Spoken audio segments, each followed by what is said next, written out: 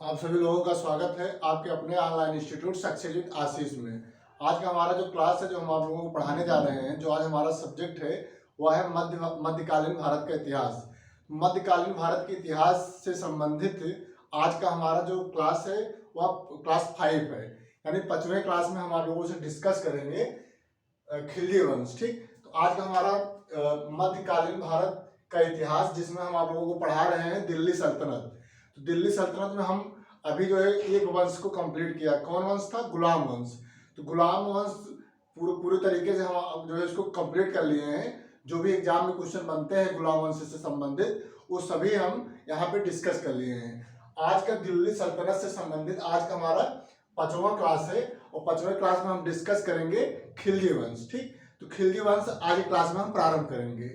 इसके पहले वाले क्लास में गुलाम वंश से संबंधित हम 4 क्लास वीडियो में हम गुलाम वंश से संबंधित जो भी इंपॉर्टेंट फैक्ट था हमने वो ऑलरेडी डिस्कस कर दिया है। जैसे गुलाम वंश की स्थापना कौन किया था, तो इसको जो है कुतुबुद्दीन ऐबक के द्वारा गुलाम वंश की स्थापना किया गया था। इसी प्रकार से गुलाम वंश के जो है गुलाम वंश का अंतिम शासक कौन था, अंतिम सुल्तान कौन था, तो कैकुवाद जो है गुलाम वंश का अंतिम शासक था। गुलाम वंश के अंतिम शासक का जो है कैकुवाद था, उसको जो है युद्ध में मार करके, यानी उसकी जो है हत्या करके जलालुद्दीन खिलजी जो है ये स्वयं खिलजी वंश की स्थापना करते हैं। ओके, तो खिलजी वंश की स्थापना कहीं ना कहीं जो है गुलाम वंश से ही जुड़ा है। गुलाम वंश के समय जो उसका जो अंतिम शासक था, गुलाम वंश का अंतिम शासक कैकुवाद था। कैकुवाद के समय में जलालुद्दीन फिरोज शाह खिलजी को इनको जो है एक जो है सैन्य पद, जो है सैन्य मंत्री बनाया गया था इनको। ठीक है, सेना का मंत्री। लेकिन यह आगे चल करके कैकुवाद का हत्या कर देता है और स्वयं जो है अपने आप को सुल्तान घोषित कर देता है, और जो है एक वंश का निर्माण करता है जिसका हम खिलजी वंश के नाम से जानते हैं। तो खिलजी वंश की स्थापना कौन करता है? जलालुद्दीन फिरोज शाह खिलजी के द्वारा खिलजी वंश की स्थापना किया जाता है। कब? 1290 ईस्वी में। तो 1290 ईस्वी में खिलजी वंश की स्थापना होता है। कैसे? कैकुवाद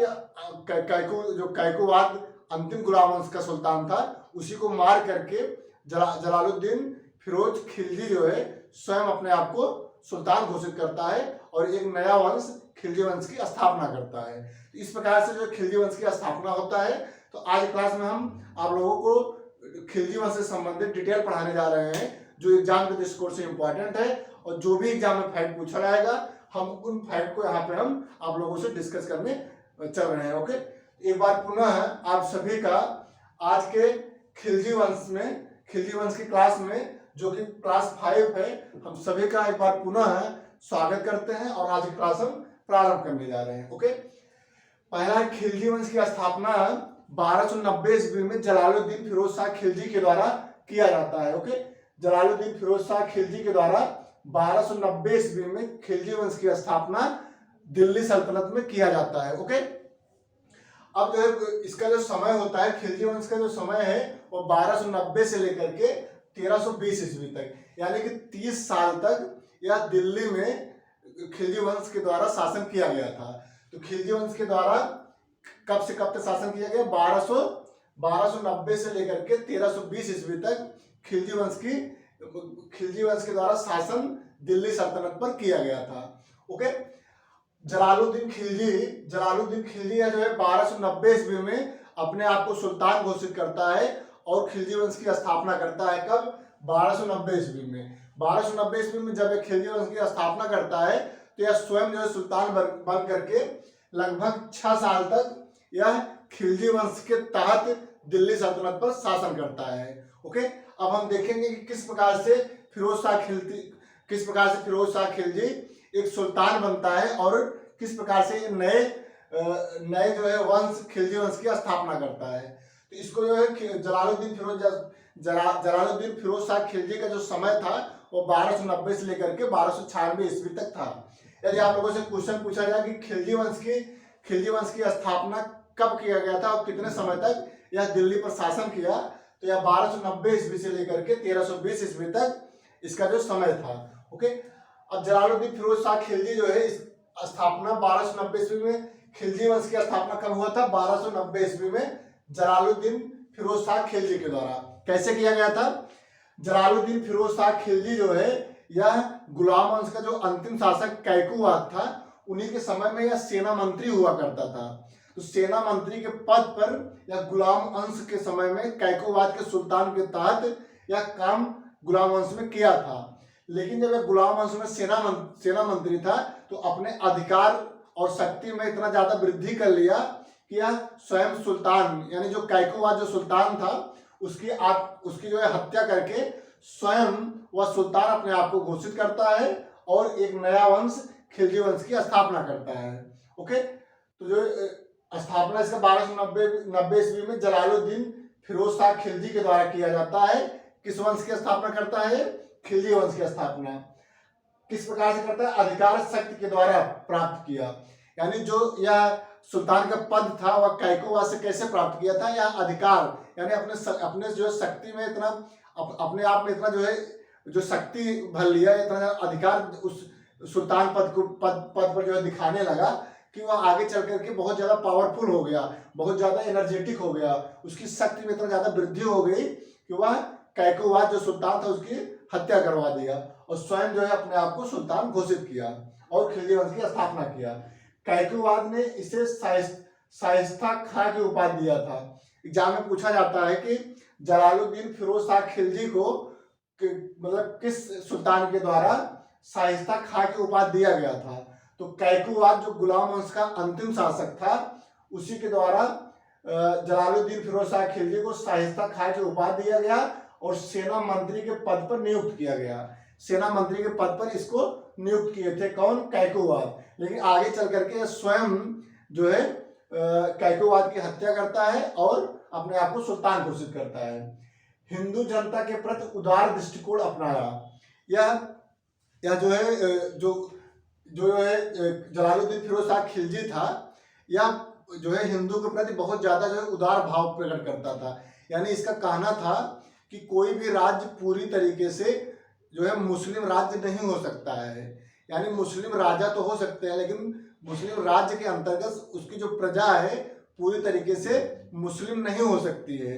इसलिए जो भी हमारे शासन काल में जो भी हिंदू हो, कोई भी धर्म हो, कोई भी जाति हो, वह आराम से अपना कार्य कर सकता है और रह सकता है। इसलिए हिंदू जनता के प्रति इन्होंने जो है प्रति उदार मतलब बहुत उनके प्रति जो है उदार भाव प्रकट किया। यानी उनके कार्यों में विशेष जो है जो भी वो कार्य था उनका उस समय हिंदू जो भी थे उनको जो है उदार भाव से देखा। यानी उनकी जो कार्यशैली थी उसमें हस्तक्षेप इस शासन के द्वारा नहीं किया गया। इसलिए कहा जाता है कि जो जलालुद्दीन फिरोज शाह खिलजी था वह हिंदू जनता के प्रति उदार दृष्टिकोण को अपनाया था। इसी के समय में भारतीयों को जो है उच्च पद पर नियुक्ति करने की जो परंपरा है वह जलालुद्दीन फिरोज शाह खिलजी के समय में ही प्रारंभ हुआ। इसके पहले कोई भी हिंदू किसी उच्च पद पर कार्य नहीं करता था, न उसकी नियुक्ति होती थी। लेकिन जब जलालुद्दीन फिरोज शाह खिलजी सुल्तान बनता है और इसी के द्वारा भारतीयों को उच्च पद पर नियुक्त करने की परंपरा की शुरुआत करता है। भारतीयों के उच्च पदों पर नियुक्त करने की परंपरा की शुरुआत जलालुद्दीन फिरोज शाह खिलजी के द्वारा किया जाता है। दक्षिण भारत का प्रथम आक्रमण इसी के जब जो है जलालुद्दीन फिरोज शाह खिलजी सुल्तान था तो इसी के समय में दक्षिण भारत में प्रथम आक्रमण किया गया। किसके समय में? जलालुद्दीन फिरोज शाह खिलजी के समय में। कहाँ पे? देवगिरी के शासक रामचंद्र देव पर। यानी देवगिरी के शासक थे कौन? रामचंद्र देव। इन्हीं पर प्रथम बार जो दक्षिण भारत में आक्रमण जलालुद्दीन फिरोज शाह खिलजी के समय में किया गया और इस आक्रमण का जो सेनापति था वह अलाउद्दीन खिलजी था। अलाउद्दीन खिलजी जो सेनापति के रूप में इस युद्ध में पहली बार जो है स्वयं अपना गया था, वो जो जलालुद्दीन फिरोज शाह खिलजी गया था। और इसी युद्ध के बाद जब जो है अलाउद्दीन खिलजी जो है इस जो है युद्ध को जीत जाता है तो उसकी जो क्षमता में वृद्धि होती है वह जो है बहुत शक्तिशाली हो जाता है और आगे चल करके अलाउद्दीन खिलजी के द्वारा ही जलालुद्दीन फिरोज शाह खिलजी की हत्या कर दिया जाता है और अलाउद्दीन खिलजी अपने आप को स्वयं सुल्तान घोषित कर देता है। और 1296 ईस्वी से लेकर के 1316 ईस्वी तक स्वयं जो है अपने आप को सुल्तान के पद पर स्थापित करता है और सुल्तान के रूप में अपना शासन चलाता है। ओके, तो दक्षिण भारत का प्रथम आक्रमण देवगिरी के शासक रामचंद्र देव पर इसी के समय में किया गया था और इस युद्ध का जो संचालन कर रहा था वह अलाउद्दीन खिलजी कर रहा था। कड़ा मानिकपुर के सूबेदार मलिक सज्जू ने विद्रोह किया था। किसके समय में? जलालुद्दीन फिरोज शाह खिलजी के समय में। कड़ा मानिकपुर के जो सूबेदार थे वह मलिक छज्जू थे, उन्हीं के समय में एक विद्रोह हुआ था और इस विद्रोह को जलालुद्दीन फिरोज शाह खिलजी के द्वारा विद्रोह को दबा दिया गया 1290 ईस्वी में। लेकिन छज्जू जो विद्रोह किए थे उनको किसी प्रकार से कोई भी सजा नहीं दिया गया था, इसलिए कहा जाता है कि विद्रोहियों के प्रति दुर्बल नीति अपनाई गई। जो भी इनके समय में, इनके शासन काल में कोई भी विद्रोह करता था तो उसको जो है बहुत ज्यादा सजा नहीं दिया जाता था, यानी उस विद्रोह को माफ करके जो है दुर्बल नीति का प्रयोग करता था। तो ये जो है इसकी उदारता का परिचय है। या किसी भी विद्रोही को मृत्युदंड नहीं देता था, उसको माफ कर दिया करता था। और यह स्वयं कहता था कि जो भी विद्रोही हैं उनको जो है दंड नहीं देना चाहिए। क्यों? या इसका स्वयं कहना था, जलालुद्दीन फिरोज शाह खिलजी का स्वयं कहना था कि मैं एक वृद्ध मुसलमान हूँ और मुसलमानों का रक्त बहाने की मेरी आदत नहीं है। जलालुद्दीन फिरोज शाह खिलजी के द्वारा कहा जाता है कि यह कहता है कि मैं एक वृद्ध मुसलमान हूँ और मुसलमानों का रक्त बहाने की मेरी आदत नहीं है, इसीलिए हम किसी भी विद्रोहियों को मृत्युदंड नहीं देते हैं, क्योंकि हमारी जो है आदत नहीं है इसकी। एक स्वयं को अपने आप को सच्चा मुसलमान मानता था और कहता था कि कोई भी मुसलमान किसी मुसलमान का जो है हत्या करना जो इसकी आदत नहीं होनी चाहिए। ये जो है जलालुद्दीन फिरोज शाह खिलजी के अकॉर्डिंग था। उलुग खान ने लगभग 4000 मंगोल के समय इस्लाम धर्म स्वीकार कर लिया और दिल्ली के निकट मुगलपुर में बस गए और नबी मुसलमान कहलाए। जलालुद्दीन फिरोज शाह खिलजी के ही समय में उलुग खान जो मंगोल का नेता था, इसी के समय में लगभग 4000 मंगोल जो है मुसलमान धर्म को स्वीकार करके ये जो है दिल्ली के मुगलपुर में आके बस गए और जो है मंगोल मुसलमान बने थे उनको जो है नए मुसलमान के नाम से जाना गया, नवीन मुसलमान के नाम से इनको संबोधित किया गया। ओके, आगे जाके 19 जुलाई 1296 ईस्वी में 19 जुलाई 1296 ईस्वी में जलालुद्दीन फिरोज शाह खिलजी या जो है कड़ा मणिपुर में अलाउद्दीन खिलजी से मिलने जाता है। क्यों? क्योंकि जो दक्षिण भारत में पहला जो है दक्षिण भारत में युद्ध हुआ था देवगिरी पर, उस समय अलाउद्दीन खिलजी वहां पे अपने विजय को स्थापित करता है, यानी उस युद्ध को जीत जाता है और वहां पे बहुत ज्यादा धन दौलत को वहां इकट्ठा करके कड़ा मणिपुर में आता है। तो कड़ा मणिपुर में अलाउद्दीन खिलजी वहां पे होता है, तो उसको जो है बधाई देने के लिए जलालुद्दीन फिरोज शाह खिलजी कड़ा और मानिकपुर में अलाउद्दीन खिलजी को बधाई देने के लिए वहां पे जाते हैं।